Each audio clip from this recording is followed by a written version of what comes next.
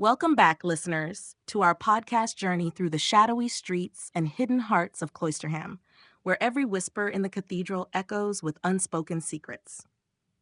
In our previous episode, we lingered in moments of quiet revelation as the Reverend Crisparkle took young Neville Landless under his wing, offering guidance amid the boys' inner storms. Confidences flowed like the river beside Minor Canon Corner. Rosa shared her whimsical doubts about her engagement, while a tentative meeting between Edwin, Drood, and Neville hinted at budding rivalries beneath polite smiles. Now, as tensions simmer and alliances form, we delve into sharper conflicts, where words cut like blades and tempers flare in the dim light of evening gatherings. Friendships deepen among the young women at the nun's house, but among the men, jealousy and pride draw invisible daggers, threatening to disrupt the fragile peace of this ancient town. Settle in as we continue the tale. Chapter 8, Daggers Drawn. The days in Cloisterham pass quietly on the surface, but underneath, feelings stir like leaves in a gathering wind. At the nun's house, Rosa and Helena Landless have become close friends. Rosa, with her playful ways and rosy cheeks, finds Helena's strength and stories from far-off lands exciting. Helena, tall and fierce with her dark eyes and wild spirit, sees Rosa as a sweet, innocent sister to protect. They share a room, whispering late into the night. Helena tells tales of escaping danger in the jungles of Ceylon, running through thick forests with her brother Neville by her side. "We learn to be quick and brave," Helena says, her voice low and steady. Rosa listens with wide eyes, hugging her knees. "I wish I had your courage," Rosa replies. "I'm just a silly girl, promised to Eddie since we were children." Helena smiles, but her gaze sharpens. "Be careful with promises," she warns. "Hearts can change."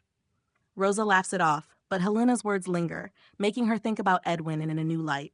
One afternoon, as the girls walk in the school garden, Rosa spots Edwin coming to visit. He waves cheerfully, his hat in hand. Rosa blushes and hurries over, but Helena stays back, watching with a cool expression. Edwin greets Rosa with a kiss on the cheek, calling her pussy in his teasing way. They chat about nothing much, the weather, the cathedral bells, but Rosa feels a strange awkwardness. Edwin mentions meeting Neville the other day. "Odd fellow, your friend's brother," he says lightly. "A bit hot-headed, don't you think?" Rosa defends Neville quickly. "He's had a hard life, Eddie. Be kind." Edwin shrugs, smiling. "Of course, for your sake." But as he leaves, Rosa notices Helena's frown. Later, Helena confides in Rosa. "I don't like how he speaks of Neville," she says. "There's something careless about him." Rosa nods, feeling a mix of loyalty to Edwin and growing fondness for her new friend. Meanwhile, across town, Neville is working hard on his studies with Mr. Crisparkle. The minor canon is patient and encouraging, teaching Latin and history in the sunny room at Minor Canon Corner. Neville's mind is sharp, but his thoughts often wander to his sister and their past. One morning, after a lesson, Mr. Crisparkle suggests Neville join him for a walk to the cathedral. As they stroll through the old graveyard, Mr. Crisparkle talks about forgiveness and controlling anger. "We all have battles inside us," he says. Neville admits his quick temper. "Back home, I had to fight to survive," he explains. "But here, I want to be better." Mr. Crisparkle claps him on the back. "You will be my boy." That same day, John Jasper invites Edwin and Neville to dinner at his gatehouse home. He wants to bring the young men together, or so he says. The invitation comes through Mr. Crisparkle, who thinks it's a good idea for them to become friends. Neville hesitates, but agrees, hoping to prove himself. Edwin accepts casually, looking forward to a good meal and some wine. The evening arrives, and the three gather in Jasper's cozy rooms. The fire glows warmly, casting shadows on the walls.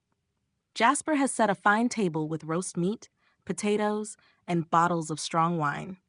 He greets them with his deep voice and somber smile.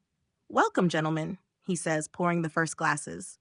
Edwin is relaxed, joking about the cathedral choir and his plans to travel. Neville is polite but quiet, sipping his wine slowly. Jasper watches them closely, his dark eyes moving from one to the other. As the meal goes on, the wine flows freely. Jasper keeps filling their glasses, encouraging them to drink. "To friendship," he toasts. Edwin drinks heartily, his cheeks flushing. Neville tries to keep up, but the wine makes his head spin. Talk turns to Rosa. Edwin boasts a little about their engagement. "She's the prettiest girl in Cloisterham," he says proudly. Neville nods, but mentions how Helena speaks highly of Rosa. My sister says she's kind and clever, he adds. Edwin laughs.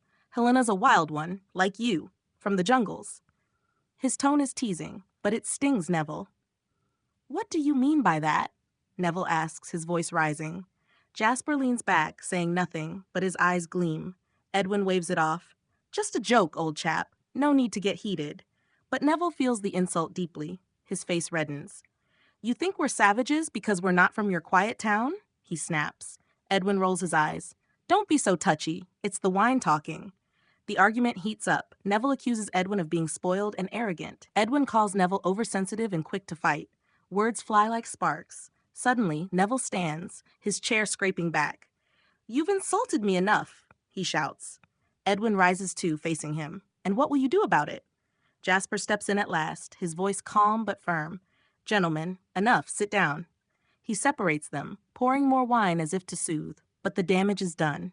The evening ends awkwardly, with Edwin and Neville glaring at each other. As they leave, Jasper walks them out into the cold night. Be careful, he warns softly. Edwin stumbles off toward home, laughing it off. Neville walks away angrily, his fists clenched. The next day, rumors spread through Cloisterham.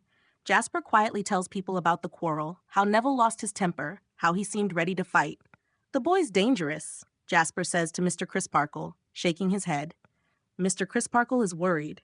He talks to Neville, who admits he overreacted but blames Edwin's mockery.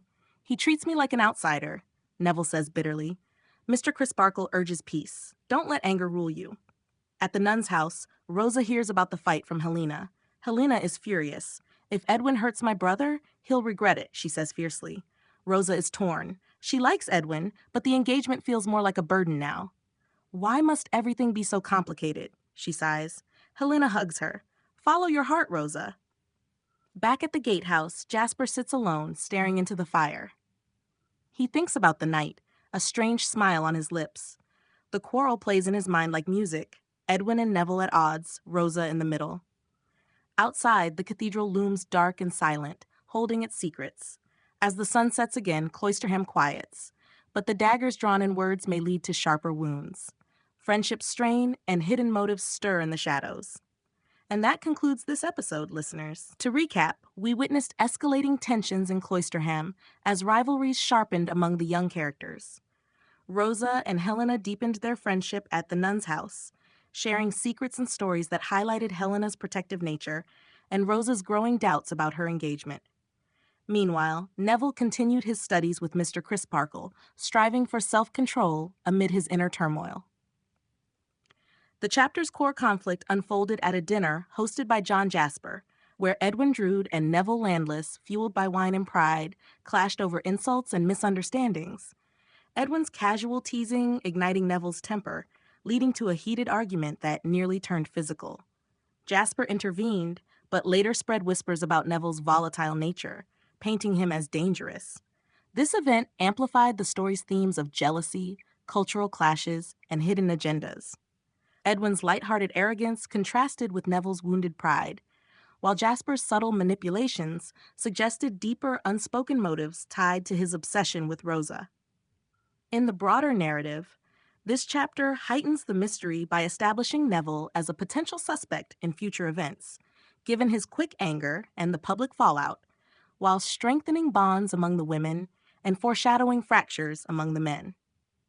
It builds suspense around the love triangle, or quadrangle, involving Rosa, Edwin, Neville, and subtly Jasper, setting the stage for more dramatic confrontations in the ancient town's deceptively peaceful setting. Join us next time as alliances shift and birds take flight in the bush. Thanks for listening.